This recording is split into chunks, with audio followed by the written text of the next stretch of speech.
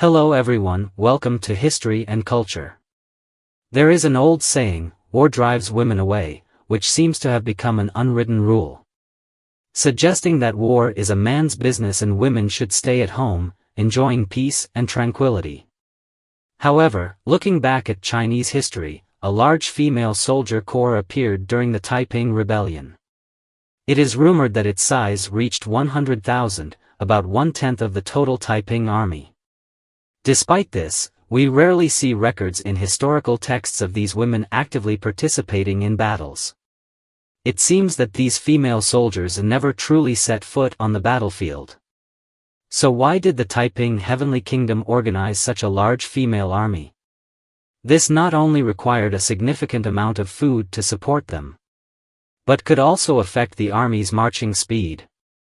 Why did Hong Xiuquan make this decision to form a female army? What deeper meaning lay behind it? First, one important reason for Hong Xiuquan's decision to form a female army was his desire to put into practice his ideas of gender equality. The god-worshipping society he founded was in direct contrast to traditional Confucian thought. Especially before the uprising, when Hong had smashed the statue of Confucius in a temple, directly challenging Confucian culture. By creating a female army, Hong Xiuquan might have aimed to break the traditional societal notions of gender and promote his belief in gender equality. In traditional Confucian thought, the idea of male superiority and female inferiority was deeply ingrained. Women's status was almost fixed at the lowest level in both family and society. A woman's life seemed destined to be dependent on men, following the idea that, before marriage, she follows her father, after marriage, she follows her husband, after the husband's death, she follows her son. Every step of her life was dictated by her father, husband, or son, with almost no opportunity for independence. And even basic freedoms were not guaranteed. However, in his Yuan Dao Xing Shursun, Hong Xiuquan presented a completely different perspective, advocating for gender equality. He boldly stated, "All men in the world are brothers, and all women are sisters." This was revolutionary at the time, nearly overturning traditional societal views on gender. Confucianism also emphasized that men and women should not engage in physical contact, and even the slightest touch would be seen as inappropriate. In some extreme cases, a girl who was touched by another person's hand might feel so ashamed that she would want to cut off the hand that had been touched. Such narrow gender boundaries isolated women from the outside world, making their lives narrow and oppressive. However, Hong Xiuquan rejected this practice, believing that there should not be such harsh boundaries between men and women. They should be equal.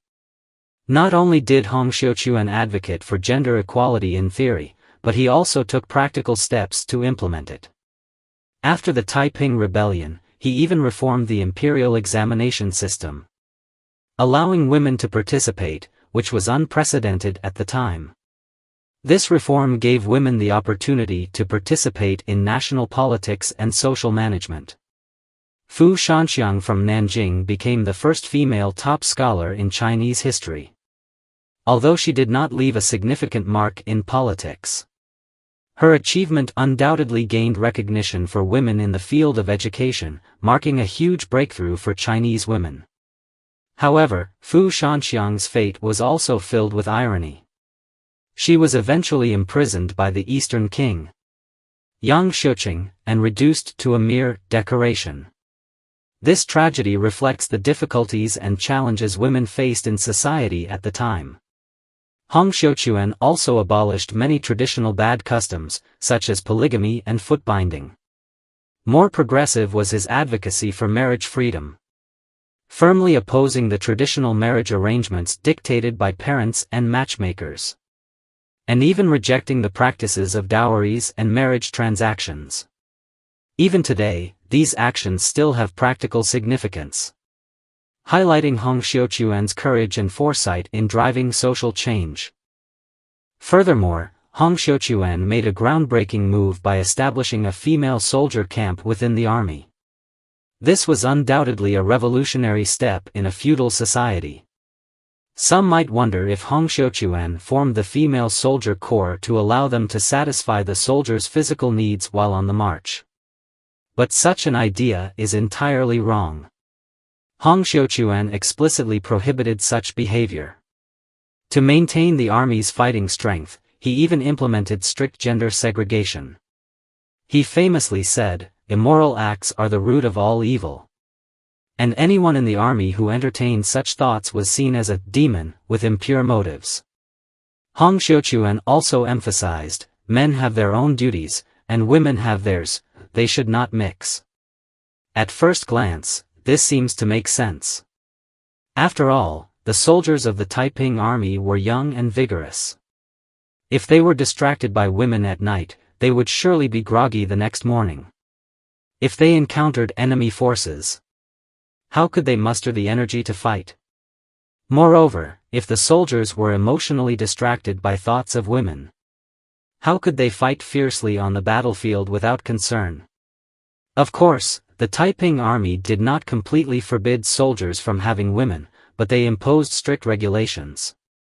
Soldiers were not allowed to have women unless they reached a certain rank. As for the Taiping soldiers' choice of spouses, the principle was marriage based on merit. In other words, superiors would assign wives to soldiers based on their rank and military achievements. Free love was not allowed. In the Taiping military regulations, even couples who joined the army together had to follow rank-based restrictions and could not meet casually. If they needed to meet for an important reason, they had to submit a request and wait for approval. Only after receiving approval could they meet, and even then, they had to maintain a certain distance, with a supervisor present. Under such supervision, their conversations had to be loud and clear, so the supervisor could hear everything without any misunderstanding. For the senior generals in the Taiping army, their lives were far more relaxed. Not only were they allowed to marry, but they could also take multiple wives. The Heavenly King and other high-ranking nobles were particularly entitled, with the Eastern King and Western King each allowed 11 wives, while kings from the southern to the Yu region could have 6 wives. High-ranking officials were allowed 3 wives, and middle-ranking officials could have 2. Lower-ranking officers, however, were restricted to just 1 wife. Despite these clear regulations, in reality, it was difficult to enforce the number of wives officials had. In the courts of the various kings, there were numerous maids and concubines, all carefully selected for their beauty. For these kings, acquiring these women was a simple matter. Historical records state that Hongxiuquan had over 80 concubines in his harem, a number that is truly astonishing. In the Jiangnan Chunmeng notes, it is mentioned that in the Heavenly King's palace, women were divided into 16 categories such as beloved wives, playful wives, beautiful women, and charming women, totaling 208 people. Below the 24 royal wives, there were 7 more ranks, including Cha women and Yuan women, with a total of 960 women. Although these accounts come from unofficial history and their authenticity is difficult to confirm, it is certain that the number of women in the Heavenly King's palace far exceeded the 11 wives claimed. Furthermore, the standards for the women surrounding the Taiping generals were even more stringent, with a strong preference for women from the Jiangnan region. For the Taiping generals, the appearance and demeanor of women were of great importance. If the women lacked proper education, displayed crude manners, or had bad breath, skin issues, or uneven figures, they were considered unsuitable. Jiangnan women were often favored for their refined upbringing, graceful figures, and fair skin. However, once these women entered the royal courts, their fates changed drastically. They lost their dignity and freedom. They had to strictly adhere to the rules of the Heavenly King's palace, carefully monitoring every action to avoid violating the regulations. Their lives were confined by a rigid hierarchical system, and they were no longer free individuals but symbols of power and status. For example, if a woman serves without devotion, or if she is stubborn and does not listen to instruction, or even if she looks at her husband too much or questions the king without proper reverence, these could all be grounds for punishment. Additionally, a woman could be reprimanded if her voice was slightly too loud or if she did not immediately respond when spoken to. If she looked around while serving or spoke too quickly, she too would face consequences. In summary, by the later stages of the Taiping Heavenly Kingdom, Hong Xiuquan seemed to have forgotten the gender equality principles he once advocated. The so-called equality had become distant and even turned into a mere legend. As a result, by the later years of the Taiping movement, female soldiers were gradually restricted. But in the early stages, their contributions were significant and should not be overlooked. They provided crucial support for the growth and development of the Taiping army. Especially when the Taiping army rapidly expanded to a force of over 1 million. Female soldiers took on many essential tasks. Military uniforms needed to be sewn, and soldiers' clothes needed washing. These jobs were often handled by female soldiers. Even though most of the military uniforms were gathered from the civilian population, soldiers could not wear dirty clothes for long. Not only would this be unhygienic, but it would also distract them from focusing on combat. Therefore, female soldiers played an important role on the battlefield in the early stages of the Taiping Heavenly Kingdom. Whenever there were wounded soldiers, they quickly stepped forward to bandage them, provide necessary care, and ensure the wounded could recover as quickly as possible. According to some historical records, Hong Xiuquan's sister, Hong Xuanjiao, although not blood-related, was the wife of the Taiping general Xiao Chaogui. She was known for her martial prowess and was hailed as the first female general of the Taiping Heavenly Kingdom. She even held the position of Prime Minister of the Taiping Heavenly Kingdom when the capital Tianjin fell. This famous beauty of the Taiping army did not choose to surrender to the Qing forces but instead chose to die with her country, demonstrating her firm belief and unyielding spirit. Fu Shanxiang, the female top scholar of the Taiping Heavenly Kingdom, was at the power center of the Eastern King, Yang Xiuqing, but still made many important contributions to the Taiping cause. She was involved in drafting the Taiping Heavenly Kingdom system of governance and, with her wisdom, made great contributions to the country's development.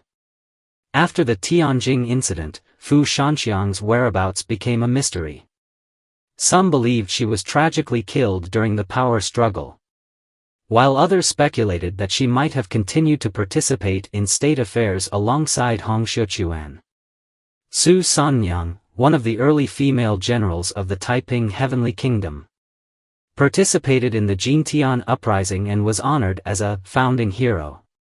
She was skilled in martial arts, courageous, and strong in battle, with even the Qing dynasty's top scholar, Long Chirue, writing a poem praising her. With both arms, she fought over 100 battles, and never missed a shot from 1,000 people behind. After Hong Xiuquan established his capital in Nanjing, Su Sanyang was assigned to the Heavenly King's palace to participate in decision-making, a testament to her significant role in the Taiping Heavenly Kingdom.